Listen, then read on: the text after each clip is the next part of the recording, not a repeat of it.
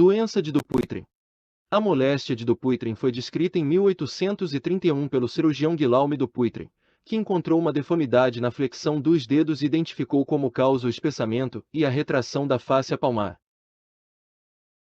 As manifestações iniciais se relacionam com o aparecimento de nódulos ou cordões, que podem ser confundidos com calos. No curso da doença, podem progredir, aumentar de tamanho e se retraírem, provocando deformidade na flexão das articulações metacarpofalangianas e interfalangianas proximais. Epidemiologia. A doença de Dupuytren tem como características o maior acometimento de indivíduos de origem caucasiana ou nórdica, etnia branca, habitualmente na quinta a sétima décadas de vida, e maior frequência em homens do que em mulheres.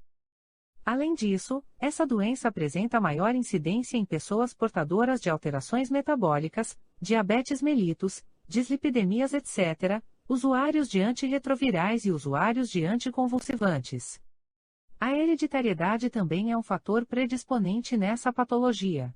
São relacionados ainda como prováveis fatores causais a insuficiência vascular, o hábito de fumar cigarros, a atividade ocupacional, traumas na mão e o alcoolismo. Os dedos mais frequentes são o anular e o mínimo, e é mais grave e comum na mão dominante. Diagnóstico. O diagnóstico da doença é essencialmente clínico, onde o médico irá avaliar a mão do paciente. Raramente requer recurso a exames complementares de diagnóstico, como a ecografia, que pode demonstrar o espessamento da fáscia palmar, bem como a presença do nódulo, características típicas desta doença. Ao avaliar a mão do paciente, o ortopedista notará a presença de nódulo palmar, preferencialmente próximo ao dedo anelar ou mínimo. Em estágios mais avançados, os dedos podem se curvar e começar a adquirir o formato de garra. Tratamento. De acordo com um estudo publicado na Revista Brasileira de Ortopedia e Traumatologia em 2013, o tratamento conservador mais promissor consistia na aplicação do Clostridium histolyticum, CCH, de maneira intrafocal, no cordão de colagenase. Já em outro estudo encontrado, publicado na Revista Brasileira de Cirurgia Plástica em 2012, há também a existência de outro tipo de tratamento conservador que consiste na infiltração local de corticoide, 2 ml de betametasona, e imobilização do local por 7 dias. Os resultados foram satisfatórios, apresentando um ganho articular importante, recidiva baixa, sem complicações e sem necessidade de utilizar o centro cirúrgico. Cirurgias. Na técnica da palma da mão aberta descrita por Dupuytren e popularizada por M.C. Cash é realizada uma fasciotomia regional na palma da mão, permitindo a extensão dos dedos. A ferida é deixada aberta para cicatrizar por segunda intenção, o que evita tensão e hematomas, tensão, aderência cicatricial, isquemia de pele, necrose e dor. A troca de curativos deve ser diária nas primeiras 2 semanas de pós-operatório, e nas semanas seguintes a cada 3 dias. Os dedos devem ser mobilizados em extensão para evitar contratura tecidual. Técnica da palma da mão aberta. Mais detalhes.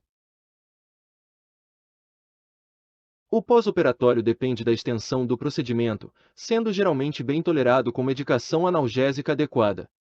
O tempo de recuperação varia significativamente. Nos casos mais ligeiros, o doente está apto a retornar às suas atividades normais ao fim de cerca de 2 semanas. Já nos casos mais avançados, o tempo de recuperação está condicionado pela evolução da cicatrização da pele, seguido de um período mais ou menos prolongado de reabilitação.